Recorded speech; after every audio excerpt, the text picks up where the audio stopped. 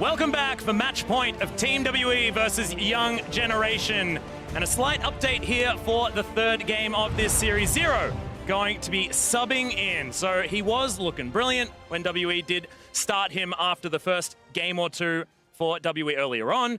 And we'll see whether he's going to be able to continue the onslaught that is this series. Yeah, so far with a ridiculous KDA, and the series itself also they might be doing it some damage, Rusty. This could be a problem. And I don't know if onslaught's the correct word for this series based off the last game. It was a little bit back and forth. A couple of Baron stills ultimately decided who the winner was. Ben didn't have the best performance. He was a little bit shaky. I think that is fair to say. But ultimately, Zero has looked like the better of the two in the limited sample size that we've got from Team WE. So it is an okay choice in the end that they will bring Zero in. It means that the sleepy Korean bottom lane will be reunited once more. Yeah, and they have looked extraordinarily dominant. Of course, going back to your point about Ben not necessarily looking as strong, giving up first blood in game number 1 certainly wasn't fantastic. However, the rest of the experience was dominant, to say the least. Some of his Cosmic Radiances also were working out very, very well. And the other thing you have to look at, it may not necessarily have anything to do with Ben's performance. Changing up a player in game number 3, especially in a series like this, just throws your opponent through a loop because you have to ban different champions. You have to take different risks in the draft in order to go against WE, so they kind of get an extra fresh start as far as what they want to play. We know that Zero plays basically every champion possible on the bottom side of the map, so those bans may not necessarily change because things like the Thresh, things like the engage style supports that Ben does like so much, Zero can certainly do as well. You can as well, yes. So they share a lot of their champion pool, and you never really say the reason for the sub is going to be something to do with champions specifically. You know, maybe Braum, something that Zero might look at as a higher priority to the Thresh than that of Ben. But ultimately, you've got the sub. It's going to happen. It's 2-0 up in a series between Team WE and Young Generation. And Team WE are the ones to throw a spanner in the works. Young Generation are not going to sub their top laner. They're going to stick with NhocTy. And as far as I'm concerned, I still believe that NhocTy is the better player. If we're to draw a direct comparison, the way that he's able to simply just play the tanks, play the meta of what this tournament has become, it just looks like the better of the two themselves. So I think Young Generation have made the correct move by not mixing it up. Yeah, Ren didn't exactly have the greatest first day on day 3 of the play-in group stage. Zero gets himself into this game, gets all of his settings sorted out. We are going to be heading towards Champion Select. And Young Generation, with the conversation we were having before game number 2, was what are they going to change drastically in order to get things working out for them? They made those adjustments. They had the successful early game that we knew Young Generation were capable of. Yeah. It's a team that's underneath the Gigabyte Marines, a team that is so explosive straight out of the gate.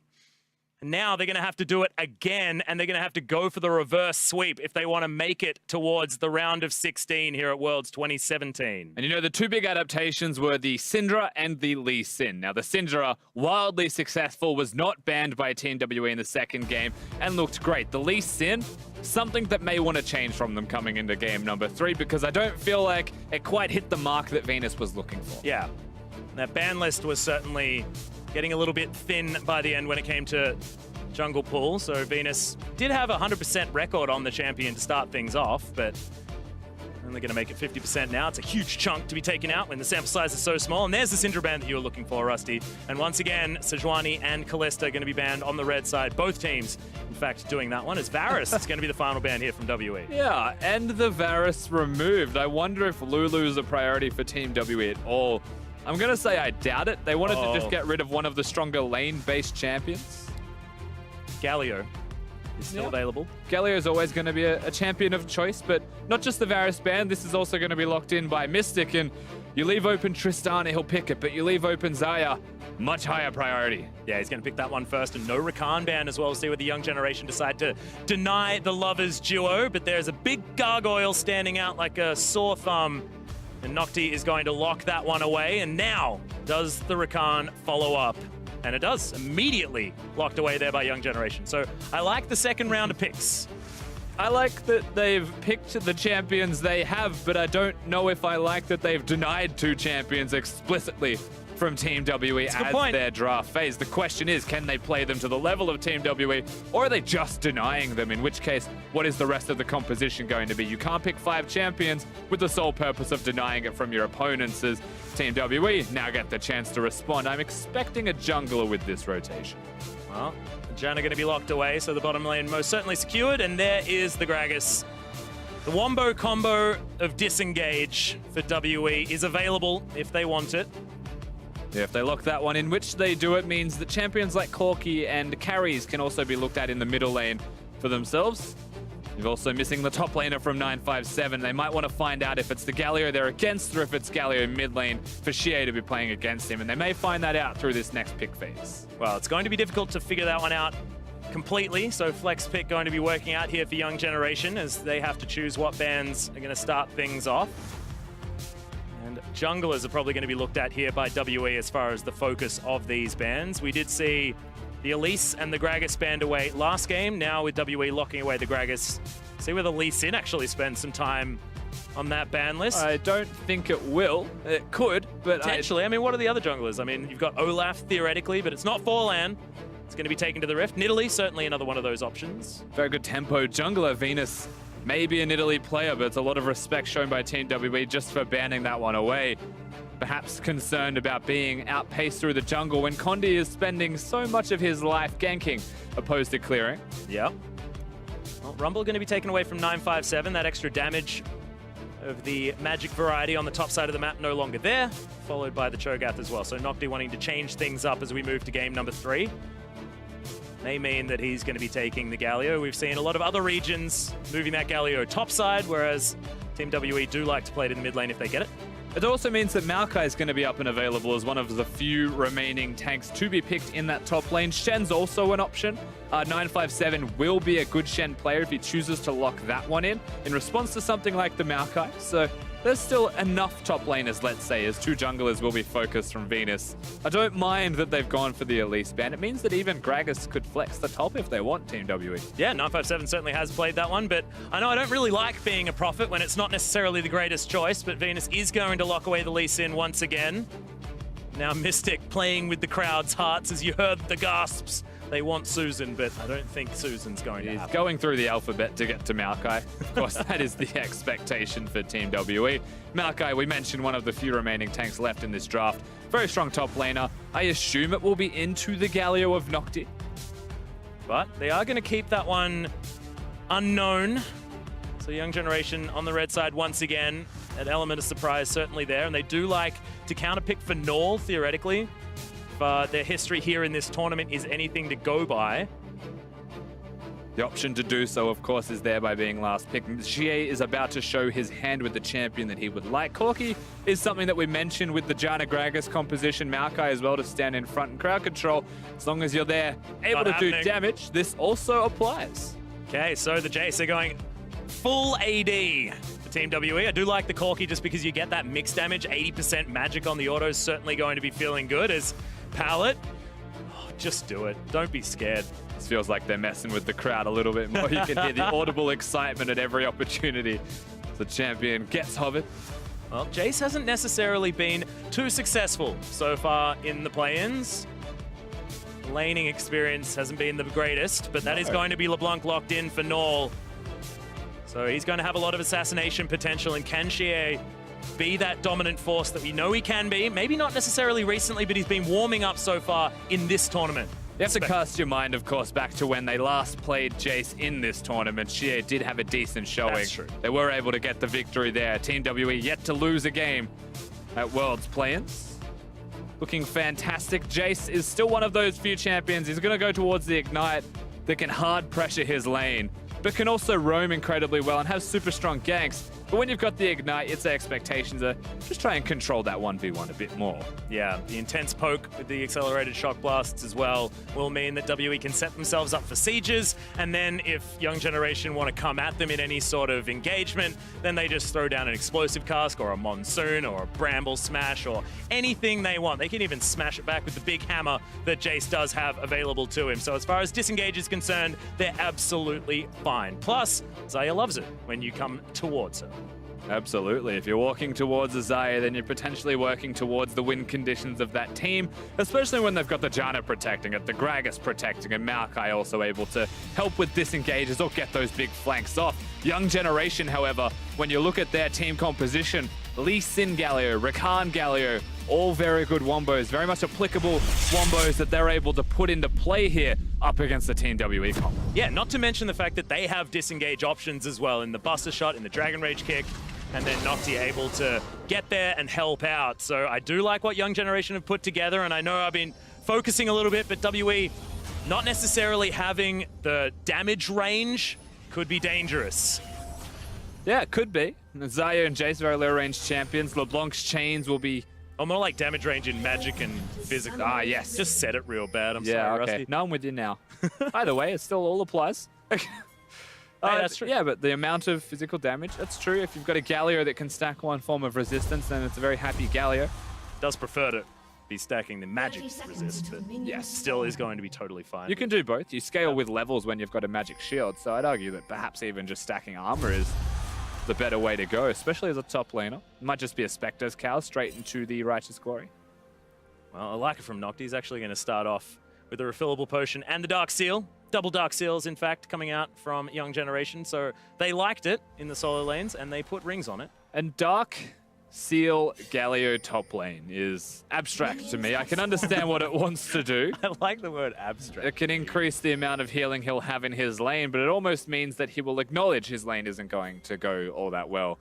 Doran's Ring for extra mana return, killing minions could help with using spells to clear waves, but it seems that he just wants to recall early. Just wants to try and trade with 957, use his teleport to get back to lane and sustain through that for an extended period of time. Ultimately, 957 just standard with his Doran's shield, does not want to die. Yep.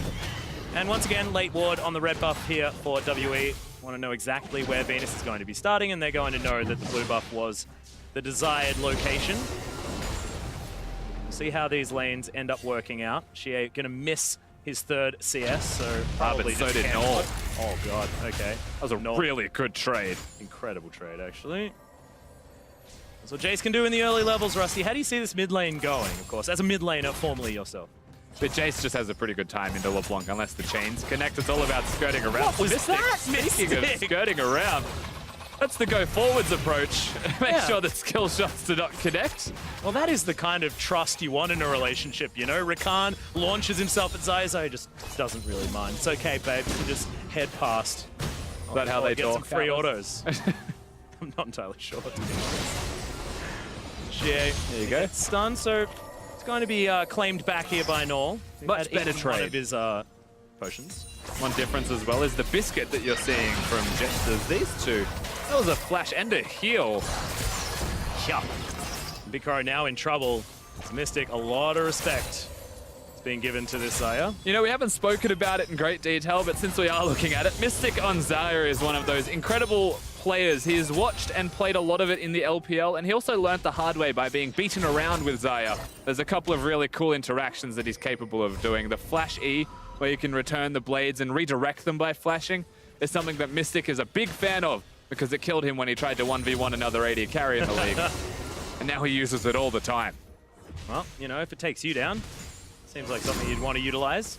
The thing that I really, really like from Mystic is he's adapted to the speed of the grand entrance out of Palette so incredibly well. You saw it just walks out of the way, and now that the movement speed isn't as high on that ability, you can just dodge it by walking. Will mean that Palette's going to have to really up that aim. Get himself able to land those. I think usually now with the new Rakan, it becomes less speedy when you have the boots upgrade. So until you get that purchase, because the movement speed bonus was a big bonus beforehand, where now the base has been increased, but the movement bonus has been decreased. 100% to 30% as far as your additional movement speed, I believe, off the top of my head. Don't quote me on that, Russell. Palette is going to take a cheeky auto, but Mystic unable to get through the shield.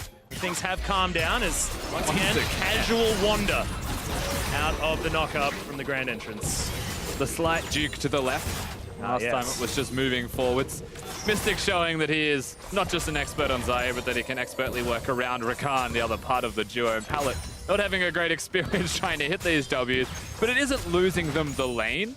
It's just being pushed in. You will see a notable CS difference, however, between them. That's starting to crop up from the extra control that Mystic and Zero have been getting. Slowly but surely. Well, junglers, speaking of control, One of those wards is going to be taken down here by Venus. Has a bit of control as the Gragas is finally going to land. Barrier immediately thrown out there by Mystic, who's trying to get the damage back. Explosive charge, not going to be quite enough as Zero with the Eye of the Storm does come in. Venus turning up the teleports there as well as the Blade Call is in. Mystic still alive for the moment. It's a really good tornado to come out from Zero, but it's not enough, and First Blood goes over to Naul. The heal, the barrier, the flash was all used. Mystic is still going to die in the end. The teleport from Naul, of all people, down into this bottom lane, immediately hitting those chains. Fantastic stuff from Young Generation. First things first, the shield just dissipated from Mystic. So timing it around Janna, Zero not able to do enough work, but he still interrupts the jump with his tornado in a situation where you say Mystic absolutely dead. Well, still dies in the end. You got to see the flash blade caller as well, but Naul's the real MVP here. Condi with a too little too late scenario there. Watches as his AD carry dies. Yeah, now NhocTy clearing things out towards the top side of the map, but once again, Young Generation off to a fantastic start. It's a little bit of a different scenario given the fact that WE's composition works a little bit better this time, front to back.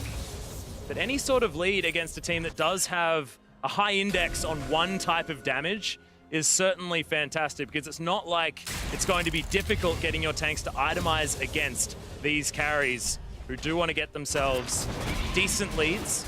Yeah, and the LeBlanc also picks up the kill, which is very handy. It means the Seeker's Arm Guard will be collected in the middle lane for Naul, up against the Jace, who goes for lethality as the first item. So early armor for the LeBlanc will do wonders for the laning in the 1v1. Very nice for Naul to have up against xiye, who has been doing fine up until this point. Casual hallucination just hangs out underneath the turret, as you can see. And the blue buff going to be scattered out here by NhocTy. Does notice that hasn't been taken just yet.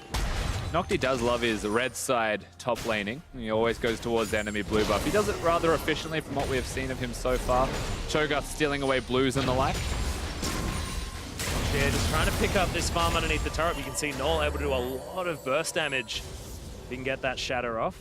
Starting to harass him out. Darksteel not with a refillable potion, however, for Naul, so maybe money inefficient when it comes to the potion spending. True. But so far, so good at recuperating what was happening in this middle lane very early on. Dangerous thing now, BigKoro actually going back with about perfect gold to buy his BF sword, that he now doesn't have any potions to speak of, so a lot of that damage will be sticking. This pallet can actually get these gleaming quill heals off. She does, at least that time. And Mystic on the opposite side have the Cull and 2 long swords to be seen from him, knowing full well that he just wants to farm up an extra 100 CS and make that Cull efficient. Up until that point, the BF sword should be stronger for AD trades. Oh, got another engagement. Yeah, really good. Howling Gale comes in from Zero just to get that disengage happening, and Eye of the Storm's going to keep Mystic healthy.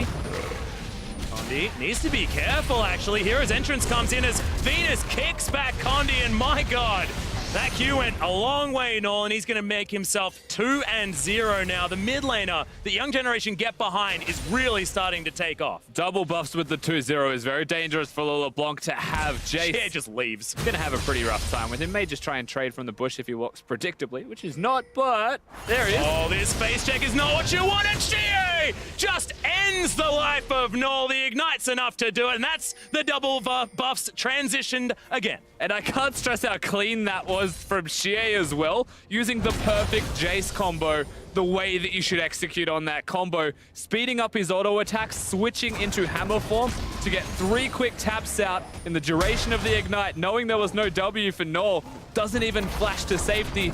He's just dead. Straight up dead. And now double buffs in the hands of xiye instead. Has himself a 10 CS lead at the same time, and my goodness, that may have actually just saved what could have been an incredible snowball from Young Generation to start this game off. It's one of those moments where you see him walk around to the bottom side of mid, not phased by a LeBlanc clone in this case, but you're not too sure why he was there, and suddenly Naul's walking in that direction and just kills him. Almost unexpected as to why he was there in the first place. Condi, we get to see how he dies. Of course, he was on a ward. Now, he could have smoked the blue buff on his way out, may have survived, but he flashes out, doesn't get the smite off. Naul will pick up that kill. Now we get to watch as xiye. Watch for the combo here, the amount of buttons that he has to press in such a short duration. You can see the empowered auto attack speed as well. very clean coming out of the mid laner of Team WE. Yeah, hopefully we can get the button tracker like we've been seeing from LoL Esports on Twitter to show exactly what was being pressed. As xiye once again going to cheat towards the bottom side. The Raptors are being taken here by Condi, who's had a relatively slow game. Yeah. In contrast to what have been pretty fantastic performances so far this series. If we're comparing the last game to this one, this is one of the slowest games you've seen from Condi. Ultimately, he's playing the Gragas. He's being tracked a bit more by the Lee Sin of Venus, who has been much more active relative to his last game as well. But most of that is around finding Condi, opposed to finding ganks. And I would still say that's a perfectly fine decision. Condi does love to spend a fair amount of his time towards tracking the enemy junglers. Well, the shoe's on the other foot. Kitty. Not going to find NhocTy, but at least 957 now knows exactly what's going on as he just gets bramble bashed backwards. Iteration was a little bit unintentional, but he didn't mind it. How exciting it is as well to watch top laners fight each other. That's why we're talking about alliteration as opposed to what's actually happening here is, the taunt's that's gonna land, NhocTy, and it's not gonna do anything, as they're about as even as you possibly can be up on the top side. We have a Ghost Blade completed as well for xiye in this middle lane, contrasting that, of course, to Naul, who has gone towards the Hextech Gunblade, but he had to go seek his arm guard first. Now, that is unfortunate for the LeBlanc. It means it delays his big item spike, where xiye has one right now. There's an opportunity for Team WE to work around that fact. I like that he just uses the Ghost Blade as well. Clears out the back line of minions with that Shock Blast. I guess it looks threatening. Yeah. To have Ghost Blades. And also, it's like it's got a really low cooldown. And how many times do you buy Ghost Blade and you just don't feel like you use it enough? Happens to me a lot. I guess, having more buttons to press is difficult. xiye just going to pick this one up as it heads towards him as well. Just still giving respect to Naul here in the mid lane. He's going to move down and spot Condi out. And so they should. They have to give respect to Naul. He's still very strong even after he died. Only puts him at 2-1. And though he hasn't got the big item spikes, he's far enough ahead that he has still got items, as Control Ward is not allowed to be secured by him at all. It's going to get replaced. Don't even think about it. I believe that was Zero chucked an extra one down. Potentially. Speaking of wards, though, Atlas, look at the wards that Young Generation have got inside the red side jungle of Team WE. Yeah. Almost a straight line, and then one deep ward just behind where Condi is right now. Means that if it came to it, there is absolutely teleport spots up and available, but most importantly, they can see where Condi is. They also have an inside track towards this dragon as well. Of course, it is a Cloud Drake, so not necessarily the most coveted, but certainly an option. Vision going to be solely in the hands of Young Generation after this ward is removed from the back of the pit. They want pallet. They don't know that Lee Sin's just around the corner. And this is now a risk as LeBlanc starts to collapse with it.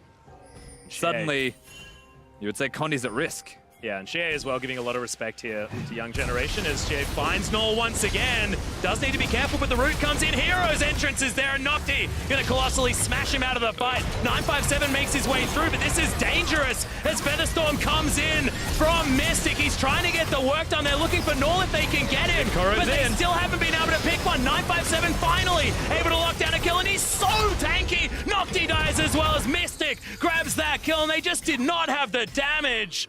Naul just used all his combo already. Incredibly, there's not enough damage to secure the kill onto Mystic, who looked like he was a tank in that fight, just sitting in the front lines and does not die. I at the very least expected him to die in the end.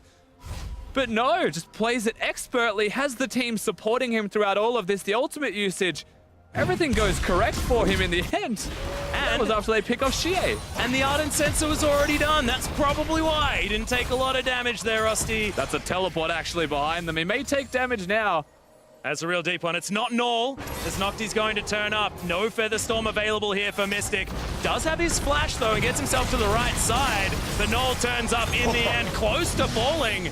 But he's able to lock that one down, and thankfully, the Young Generation, it's BigKoro that finally finds himself a kill. Still makes it closer than it should have been, but Young Generation, they're able to go down to bottom lane with the teleport, stay down at bottom lane with that teleport. I would assume they're just going to keep going, take down this structure. Naul is the only one who leaves. Condi, you saw him, he was looking at the Rift Herald. They're probably going to take that as a trade, but first turret's still very much worth for Young Generation. Yeah, 800 gold now, the leaders. Let's have a look at this fight once again. And see exactly what went wrong here for Young Generation, because it looked good to start things off. Yeah, big kill onto xiye, but a lot was used to secure him. The flash ultimate, NhocTy's ultimate as well. This is the taunt that gets dodged by Mystic. He's then charmed, he's knocked up, and you're like, all right, he's dead. But he's not dead. He's actually walking towards Naul while using the blade call in the opposite direction. And then you've got Zero's heal, Mystic getting shields on him as well, the Ardent Sensor, massive amounts of it. The fact that in the middle of a team fight, he's able to see the primary target whilst being attacked by a million people. And also stand in a monsoon for the entirety of the time as well.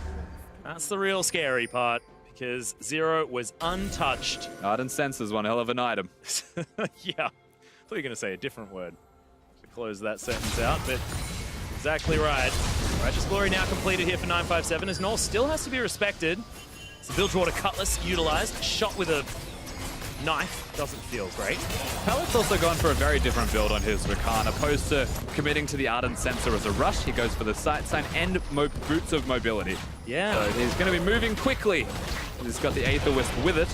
He's got the Sight Stone for extra vision if we're going to contrast that to what Zero has been placing. But he has a Lee Sin on his team. There's a chance there was already going to be a lot of vision to place down. I feel like Condi's been supplementing at the very least for Team WE.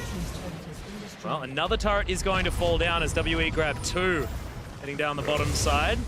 In response to just the one the Young Generation were able to grab on the top side of the map, just shows that this game, WE do have that tempo advantage. Backs had to come out immediately for BigKoro. And ultimately, why we mentioned Rakan's build is because he's not going to spike nearly as strongly as Zero is in the current moment. We just saw a team fight happen. Zero had spiked before the fight broke out. Palette still did his job, but Zero's job is far more significant because it augments the rest of the team. Mystic carries because Zero allows him to carry, where Palette just engages and hopes that the team can back him up. And it's also just being able to get a fully channeled Monsoon, especially at that stage of the game as well. Zero had only just about ticked over to the level 6 mark with an Ardent Sensor. You have a little bit more of that AP as well. That a lot of the time, I mean, I know personally, you know, from a lot of experience commentating Janna games before Ardent Sensor was a thing, Monsoon was used often as disengage, things like that, not necessarily as heals, and that was doing a lot of healing, and it's why it felt like Young Generation just didn't have as much damage as they should have. Now WE able to pressure them away from this outer turret in the mid lane, just nothing that they could do. And still set up Team WE with 4 control wards that can still be placed down wherever they choose. Mystic now placing his one. There's no Baron to look at just yet, but already a semblance of wards starting to be built around the area. Because the river, very important part of Summoner's Rift that WE want to maintain.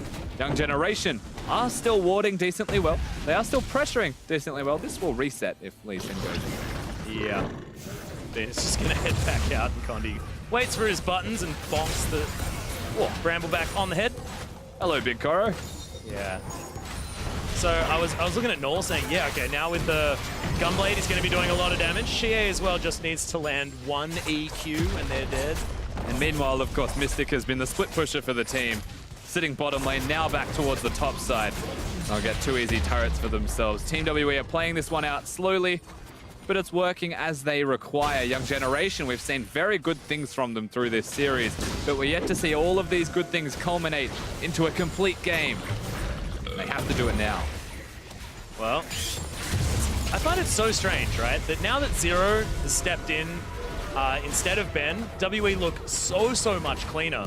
When, I mean, I'm thinking back to the Zero I used to know, and he's the one that, you know, plays Thresh, builds a QSS and here we go Guardian again. Angel, you know, all that sort of stuff.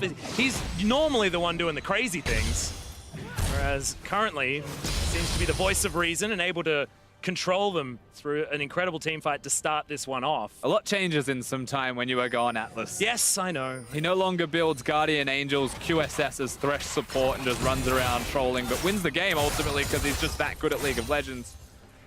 He now plays to win. He builds Ardent Sensor. He's a changed man. He is a changed. Born again support. Well, Mystic does have his Phantom Dancer completed. Haven't seen a lot of these.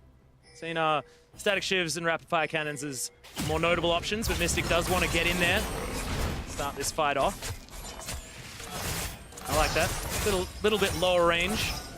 to be able to go toe-to-toe with some of these carries from Young Generation. Yeah, it means that they'll be trying to assassinate him. He's gone towards the Phantom Dancer because they can actually attack him aggressively and burst him in one hit. As long as he doesn't die in one hit, he knows that he'll have a Janna to protect him through the remainder of that team fight. So when you're against the LeBlanc Elise Sin, people that can kill you in one hit effectively, you can hit them first and just constantly trade aggressively and forwards, which is what Mystic needs to do. And by doing that, he actually reduces their damage. So it complements the LPL playstyle, let's say, building a Phantom Dancer.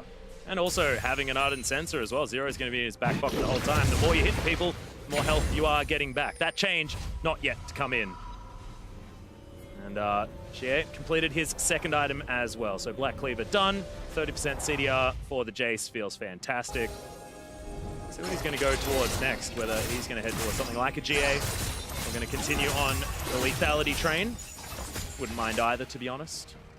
Yeah, I mean, he could commit towards more lethality. Duskblade is usually a good choice. It is almost a surprise that Black Cleaver is going to be his second item. As xiye, he just missed that. Oh, he did, and he is just going to get jumped on by everyone. He's like, why?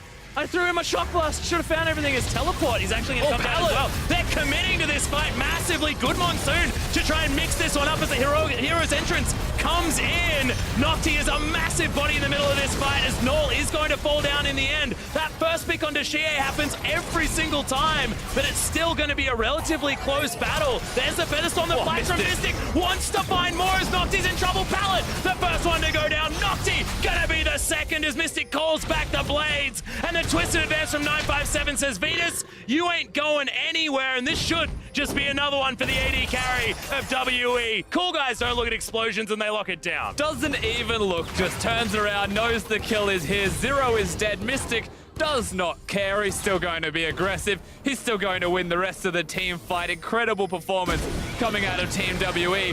BigKoro, no chance of doing damage. And WE say, you know what, this is a great opportunity to just go straight to the Baron. But there's a teleport from Naul. They want to stop this if they can. Well, we do have only one smite on the map for now. xiye has set himself up. Koro does have to be very careful. Buster Shot immediately used as the Baron's down very, very low. Condi just going to find that smite button. This will be absolutely fine, and WE lock it down. It's quite a few Barons in a row now, Rusty, and they are in control of the series and definitely this game. Feels like nobody's going to be able to stop Team WE from doing Barons. But remember, this starts with xiye completely caught out of position. Venus uses his ultimate. Now, the rest of the fight happens. Pallet's engage is sick.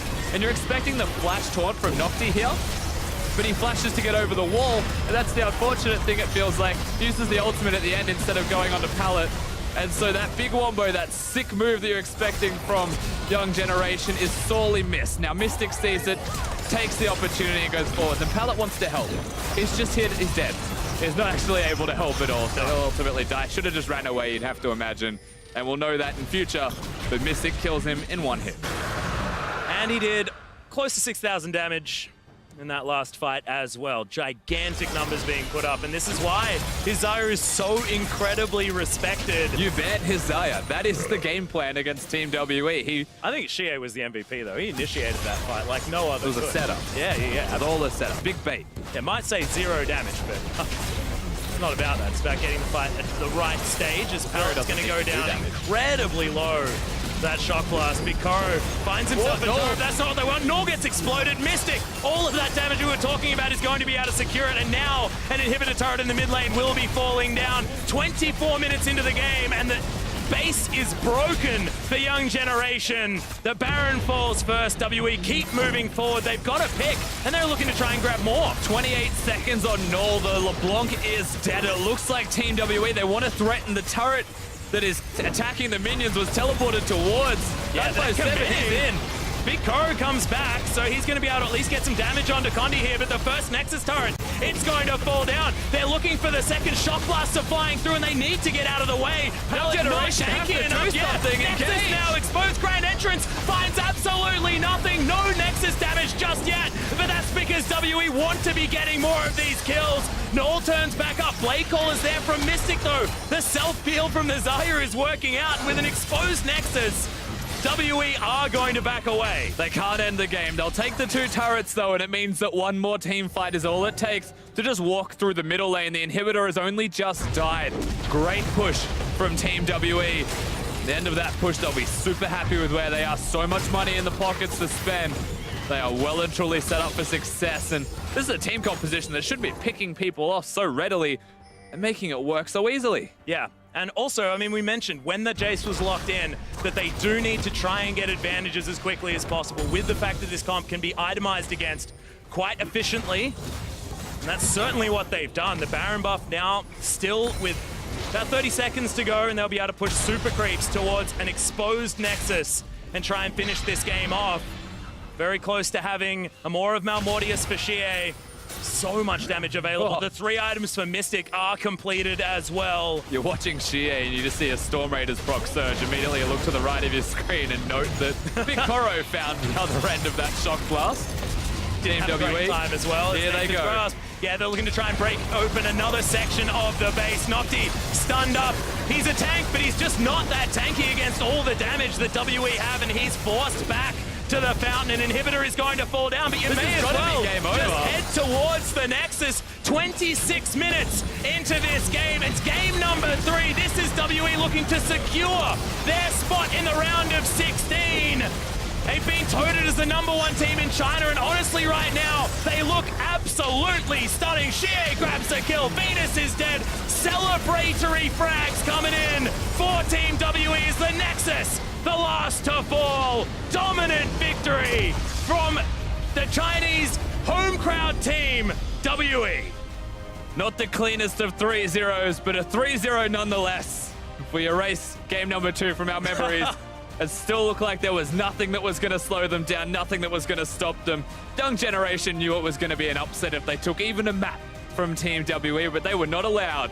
Condi said no and refused to give them one. And Young Generation did look pretty good in game number 2, especially in the moments that they had control over, but honestly, it's a little bit inexcusable to throw Barons like they did twice in a row. Did mean that this felt like WE had it in the bag.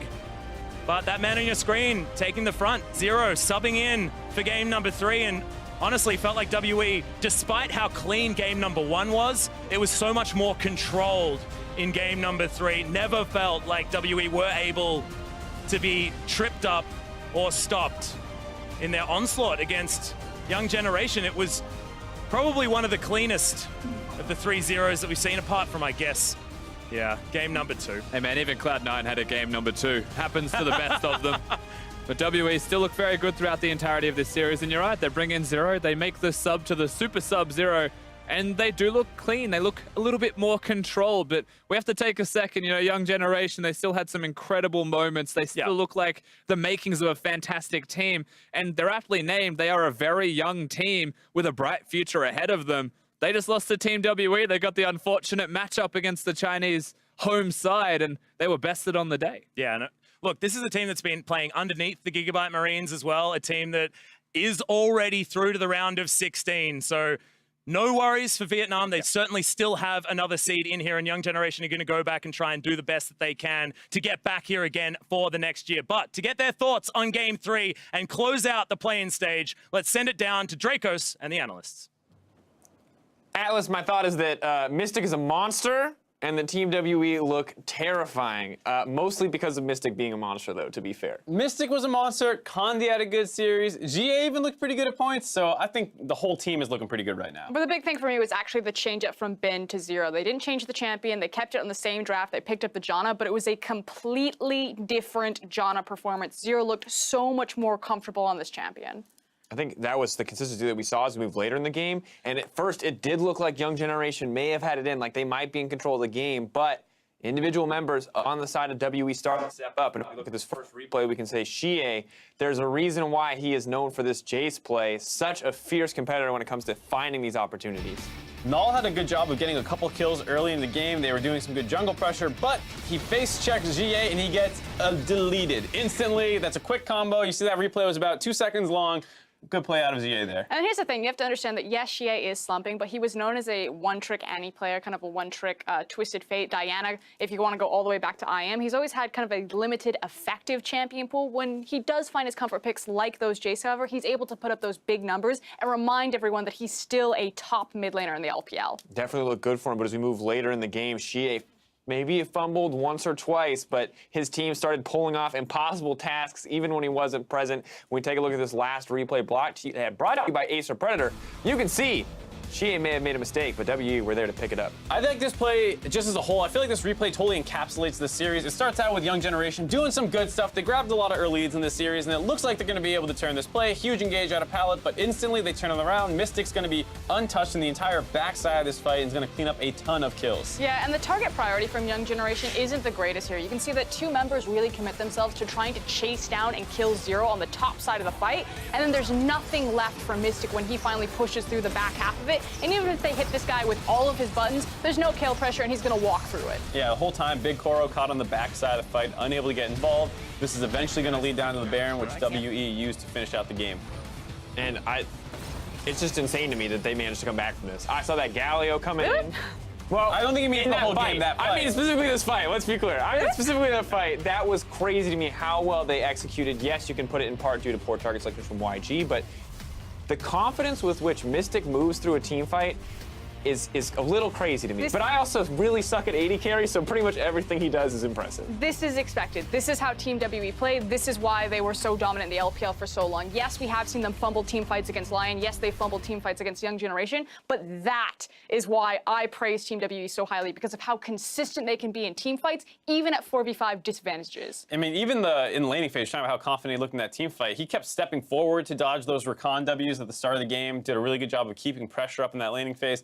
Did fall to a gank, but they're creating pressure, and eventually Condi started finding his own looks, and then you had the xiye solo kill, and they swung things back pretty quickly. And honestly, it's good that you bring up Condi, because while Mystic looked incredible, Condi was a rock across that series, maybe a few missteps here and there, but he will be our player of the series.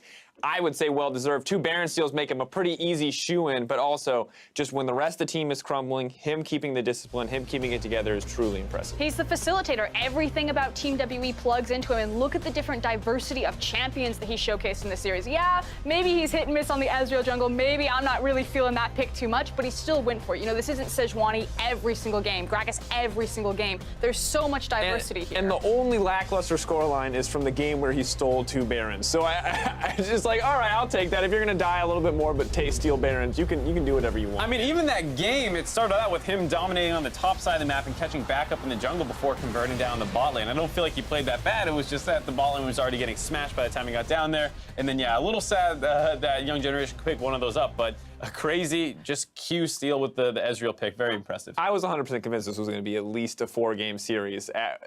Even on the second Baron. The first Baron, I was like, okay, they've got this now. All right, no. Second Baron, there was still hope. We talked about it. There was still hope. They have the feast.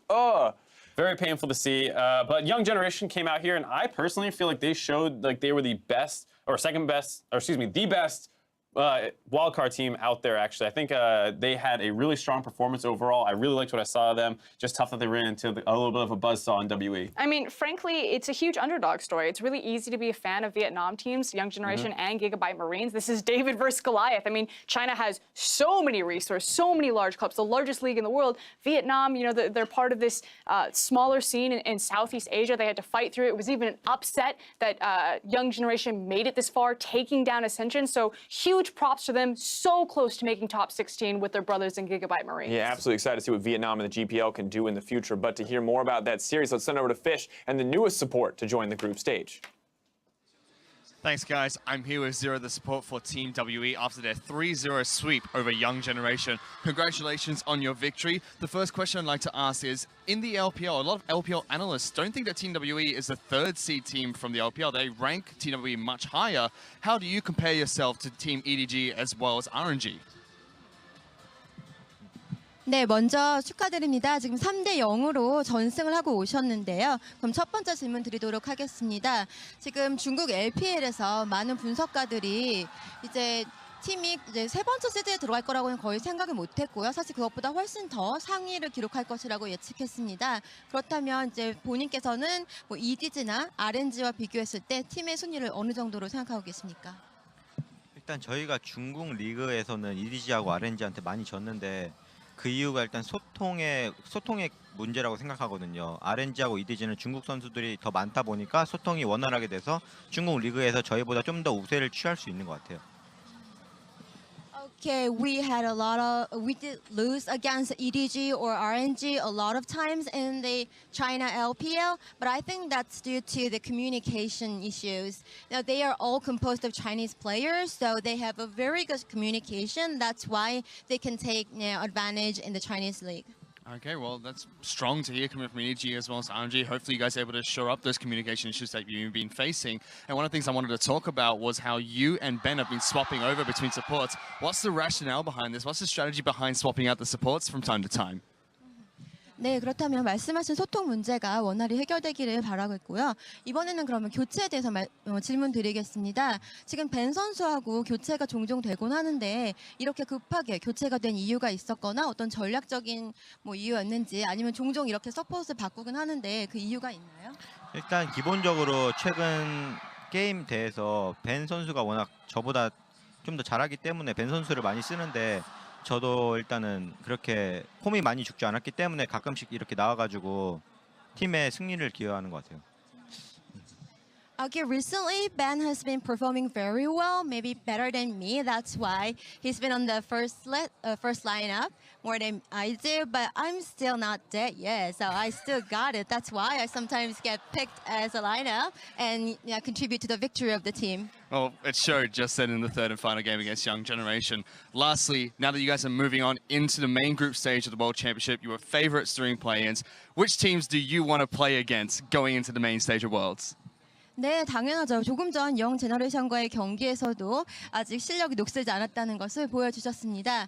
그렇다면 이제 그룹 스테이지에 진출하게 되겠는데요. 롤드컵 본선에 나가서 상대하고 싶은 팀은 어디입니까? 사실 제가 제일 상대하고 싶은 팀은 SKT인데 저희가 B하고 D조밖에 못 가는 걸로 알기 때문에 그 둘 중에 하나 뽑자면은 D조를 가고 싶어요.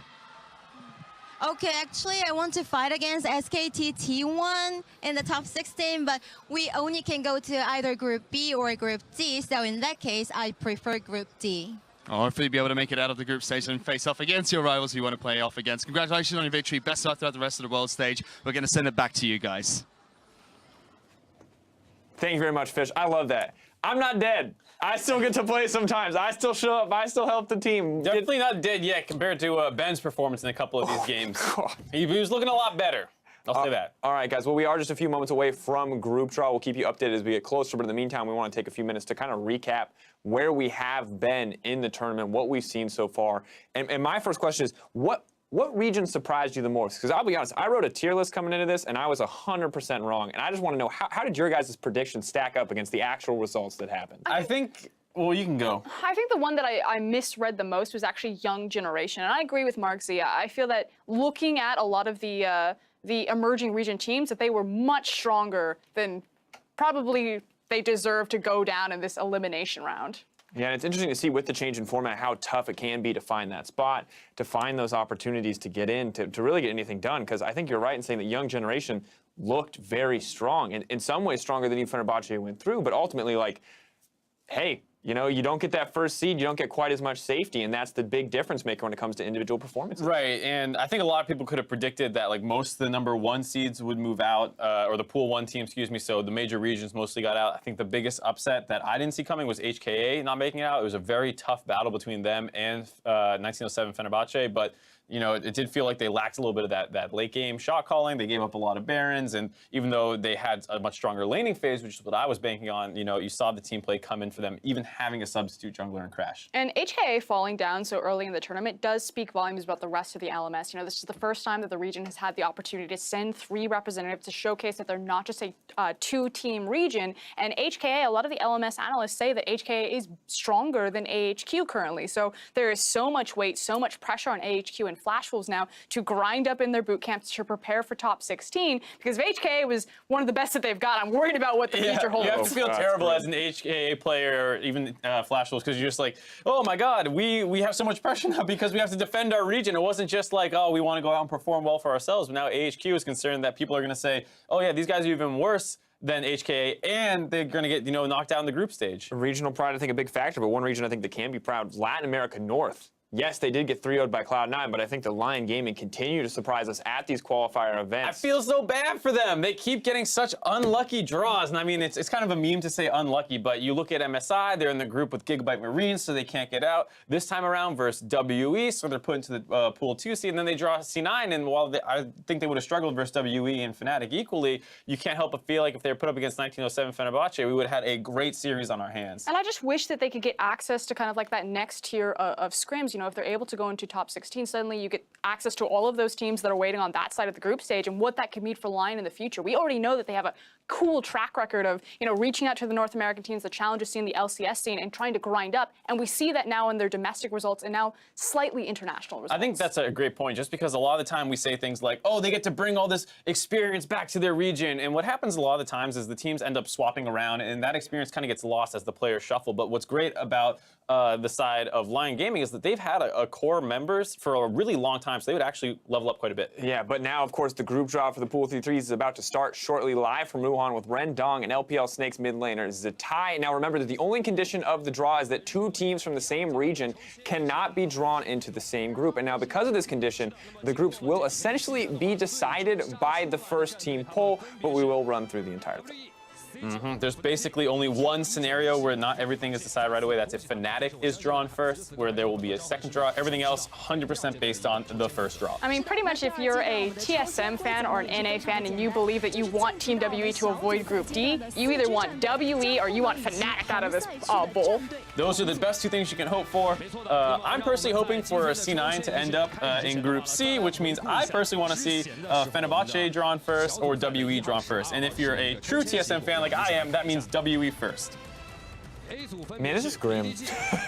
This is rough, because the ultimate truth is that I'm not worried for WE. I am worried for the NA and EU teams, respectively, that have to go up with them, and I think that's just a testament to the strength that we have seen here. I'm actually worried for a couple of my Chinese teams, though. I'm actually really worried for EDG. Fnatic could end up in that group. I think Fnatic stylistically matches up really well to punish EDG. You can see the crowd ready. It's the tie. It's a tie. He's been around for a very long time. I think he started playing, he's been playing professionally for 5 years now, formerly from Invictus Gaming. People should remember him. Old school Worlds fans. Been to a lot of international competitions. If you've been watching for a while, you definitely know this guy's name. And here we go! Moment of truth. Wait, what was it that NA wanted? They do not want, oh no, they want Fnatic or WE here. Fnatic or WE. Who's it gonna be? Oh! It is C9 first! Oh, all right, That C9. means that Team WE is locked in Group D. Also, Fnatic will be going into Group B then, and 1907 Fenerbahce Esports will be moving into Group C. Now, of course, we will, I believe, play out the rest of the draw. You guys can fill in your brackets at home, though, yourself, and form the rest. But that is the nature of so many of the teams going through that are third seeds, is that there's so many few valid options. They just want to keep Zatai on stage, make sure he can get all the draws he wants, even though it is mostly locked in. He's doing it in order, though. He got Fnatic into Group B. Let's see if he can get 100%. Right now, he's got 50-50 on this last one to make sure he gets it 100% right. Is Zatai the greatest group drawer we've ever had? That is the question now. On board. I feel like TSM fans shaking their head no. Yeah, they're definitely not too happy with him right now, but I do think as a TSM fan, you kind of have to accept that you're going to have to play hard teams eventually in the tournament to prove that you actually had to get and earn your positioning, as Zatai does drop the automatically perfect draws. And again, unfortunately, he drew Team WE because RNG is already in Group C, which is what he was drawing for. They are then bumped automatically into Group D. So there you are, TSM fans. You're flanked between Misfits, Flash Rolls, and Team WE. And yay for G2, man. They did not get C9 in that group. That is gonna make Europe's life a little bit easier. Don't get me wrong, 1907 Fenerbahce are a fierce competitor, but we have seen what NA mid-jungle synergy does to European teams, and I do not like it. It is a little disappointing. As a Fnatic fan, or excuse me, as a European fan, you're obviously very happy that the group does not get any harder, but the big concern, of course, was already Samsung and RNG. Are you going to be able to match up versus those two teams? Whoever was coming in from the Pool 3 side, you know, basically C9 most likely, if it wasn't going to be 1907 Fenerbahce, you're going to have a hard battle no matter what. And taking a look over these groups, I don't think any of these picks kind of fundamentally shift the power dynamic at all. I think Group A still, just as strong Group C. Maybe it alleviates a little bit of that group of death, because now I guess you're competing against SKT, EDG, AHQ, and Cloud9. So maybe power dynamic shifts towards Group A a little bit more. I think Group B is another one, just with Fnatic ending up there. If they are actually better than Immortals, then they are pretty likely to get out. I know Gigabyte Marines are a scary team, but they're much scarier in the sense like they'll steal a game from you and ruin your Worlds run versus like actually battle you to be the second best team in the group. And that's what I want to know, because Young Generation looks so good here, and we know the Gigabyte Marines have been deemed a much stronger team overall. So I personally really want to know how they're actually going to stack up, how much better they're going to look from MSI. I think you can just see that they were able to take a game away from Fnatic, pretty scary. Yep. Almost took a game away from WE, if not for 2 insane Baron plays. So when you look at Gigabyte Marines, they have a very good chance of taking games away from anyone in this group. I don't think you're safe at all playing them. All right, with the pool 3 seeds distributed, as we continue our discussion, let's take a final look at these groups heading into the next week of play. Of course, we already saw them briefly on your screen. Now we have them in front of us. And I think for me, really, I think Group D is an interesting story, but ultimately I think Group A and Group B are the most interesting, especially if you are an EU and NA fan. Absolutely. C9 ending up in Group A, it's really not too bad when you're looking at the other potential being Group C. So a C9 fan, you have to be pretty happy. You are going to have to be better than EDG, AHQ. Pretty unlikely to be better than the SKT based off history, if it's any indicator, but it's not too bad of a draw at all. Yeah, and specifically with Cloud9's most recent form, maybe domestically there were some inconsistencies, particularly with Impact up into the top lane, but since regional finals in through play-ins, he has certainly cleaned that up a lot, which I think does give him a cut or an edge above EDG, who has Mouse as their top laner. Yeah, excited to see exactly what SKT can do in the top lane. Ziv as well from AHQ. I think the top lane competition outside of EDG is going to be very, very exciting to watch. Not that I'm not expecting anything from Mouse, just that the other guys just feel a little bit above him. Absolutely. And the NA fan of me is kind of disappointed because I want an easy group for TSM and I want C9 and Group C to have a crazy battle. But I do feel like these are actually very balanced groups where, for the most part, there's one clear favorite generally in the group, followed by a couple who can really vie for that number 2 seed. So this is going to be a very exciting group stage to watch for me. There's also such a huge diversity of play styles fed into every single group. It's not like we're going to see like the slow macro game. You have your crazy teams, you have your team fighting teams. Like, it's a smorgasbord of every different type of League of Legends that you would want to watch. All right. Well, I'm excited to see exactly how this plays out, but throughout the entire week, you logged on to call out your world's big plays, so we decided it was best to review a few of our favorites, brought to you by Acer. Now, up first, Law Octavian heard Mark loud and clear when he called out Smoothie's big play. He says, at the Mark C, that's this guy. He clipped that Thresh play for you, man. Yeah, this is such a good play. I can't wait to see this again, just because Smoothie is going to smash it.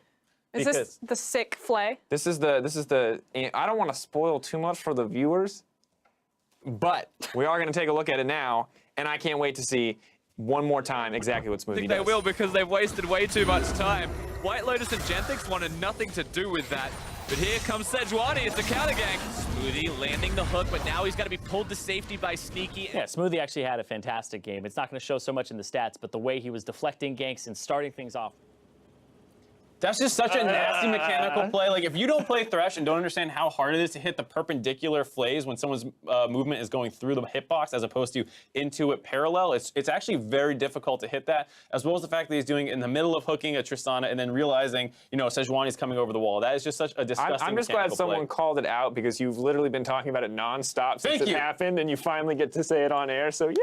Yeah, there we go. That's my little moment. Thank you very much. All right, well then Phil Chen spotted the Line Gaming AD carries quick reactions. He said that was a really sick flash by White Lotus. So smart. Contract swooping in there with the ulti to make sure they seal the deal. White Lotus coming in, trying to find the damage onto Jensen, manages to get it out, plays the taunt with the flash. My God, just take a second to appreciate how good of a player White Lotus is. Just straight flash. So clean. And then jumps out to safety with the rest of the reinforcements. You just watch that Tristana in that last play, and it's just pretty. It's so pretty. Not even a single beat skipped. He's just like in mid auto attack, dodges the flash, and then just continues to smash people, hops to the other side. That's the best part. There's no awkward fumble. There's no awkward stop and auto attack a different target. Literally one track mind. It ignores the Shen, flashes perfectly, keeps auto in the Orianna. Yeah, nasty play out of him. Absolutely. Well, finally, while Patton couldn't end the day in a penta, Sir Ordinary was still impressed by the 1907 Fenerbahce AD carry. Pattern opens up, he's spraying and he's praying for more kills. It's a double for him. 1907 Fenerbahce will flash in for these kills. Marv forced back to the fountain, Bird forced back to death, and now 1907 Fenerbahce can close out this game. The quadra kill for Pattern. Give him his second penta of worlds. He doesn't get it, Jarvan steals it away. 不容先死，继续追，闪现上来一下，一技能又爆死一个。是的，剩下3个人应该是无法抵挡对面的大军了。赶快闪现过来，小炮这边跑回水泉，3杀。 能量倾泻灌进去，9桶一继续帮忙扛塔4杀，最后一个拿5杀吗？冲拳拿5杀，冲拳拿5杀。They wanted to give him the penta, but Chapone, he said, you know what? I deserve some of the credit too. He didn't have to push W. He didn't have to do anything. They just had to die in the fountain for him. He literally gave his team the bird. I'm glad. All right, they already spoon-fed Pat in 1 pentakill. They don't want to give this guy all the attention on the team. Frozen's still on there. Crash is on there. All right, let some other people shine for a moment. Everyone needs a spotlight. All right, well, don't forget to keep calling out those big plays, and we'll keep an eye out all worlds long. I think just so many fantastic ones across the board. It's hard to decide what was the most impressive, but those were just a few. And now, as we close out the play-in stage, let's take a look at this week's Best of the Rift, presented by T-Mobile, America's best unlimited network.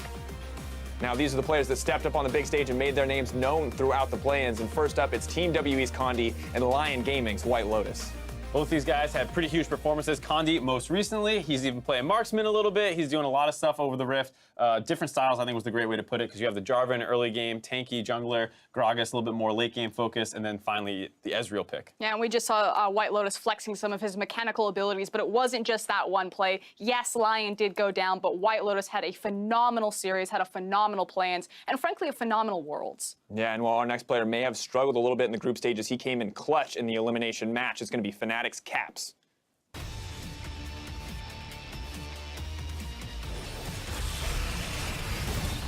Of course, this play right here, I think, is the moment where you know the Caps is a clutch player, because shutting that down in a game that you were definitely not winning for a long period of time just looks so good. And look what happens when Fnatic find that they have a mid laner and they give him resources. He's able to go off and make plays like this. I was so lucky that I got the honor of casting this game and watching Caps not only go off on his Cassiopeia, but then also pulling out his Talia, which was mint. That was actually what I was really excited about, too. Not just that he's picking some of these more lane-focused things, which we did see a fair amount out of him. You know, we had things like the LeBlanc, which didn't work out as well, which he was doing the counter pick, but that Talia looked immaculate. All right, well, speaking of dirty Talia players, one more makes him onto our list. It's none other than 1907 Fenerbahce's Frozen.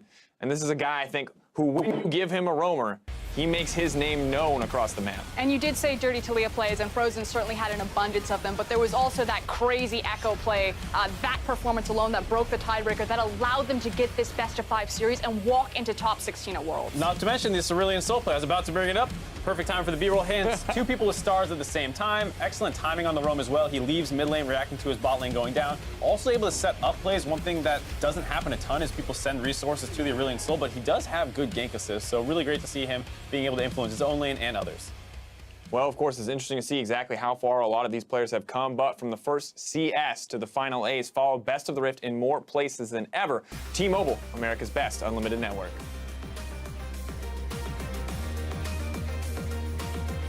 All right, well, the group stage is going to be kicking off October 5th with Royal Never Give Up versus 1907 Fenerbahce at 12 a.m. PST and 9 a.m. CEST, followed by G2 Esports versus Samsung Galaxy. I can't read that prompt, I'll be honest, guys. And a whole slew of fight matchups all in day one. I broke the magic. I am sorry, but I am ready for day one of the group stage and probably a pair of glasses.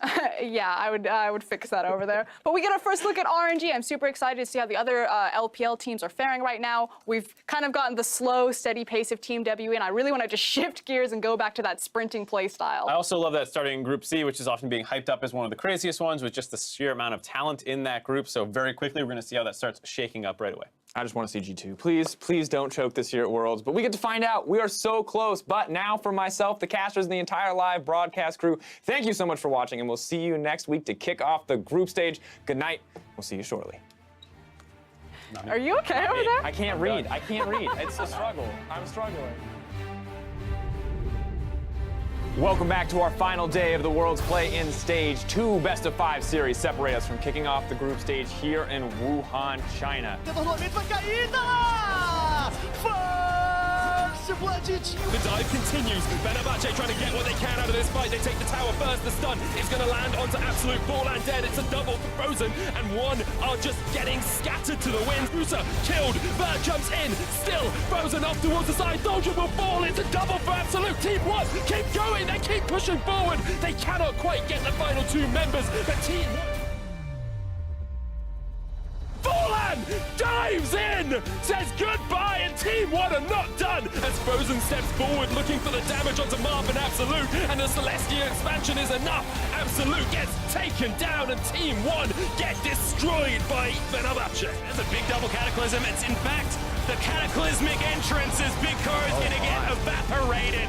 Big kickback as the Polymorph comes in at the same time, and Mystic on the wrong side of this fight. Condi now flashed on and destroyed by Naul. It's more than a trickle, but it's not going to be a full waterfall, basically, of how big a lead YG have got. I don't know where I'm going with this. I'm just hell of an analogy. walking my way through it.